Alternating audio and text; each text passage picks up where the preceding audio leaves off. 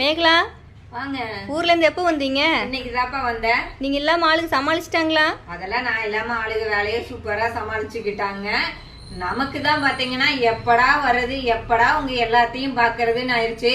எப்ப பாரு இந்த சோறு சோறுன்னு ஆக்கிட்டு இந்த வீட்டுக்கும் கிடைக்குமே இருக்கிறமே 2 நாளைக்கு எங்கேயாவது போய் நல்லா ஜாலியா இருந்துட்டு வரோம்னு தான் நம்மளுக்கு தோணும்.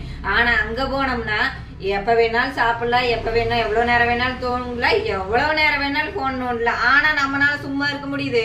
சும்மா இருக்கிறத விட மோசமான வேலை எதுவுமே இல்லைங்க. நம்மளால எல்லாம் சும்மா இருக்க முடியாது.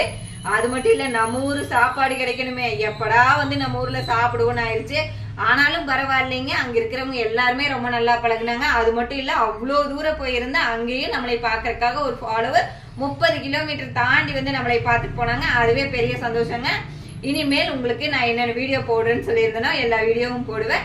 அப்பப்ப எடுக்கிற வீடியோஸ் எல்லாமே அப்டேட் பண்றேன். அதுக்கு மறக்காம நம்மளோட பேஜை ஃபாலோ பண்ணி வச்சுக்கோங்க. Thank you friends.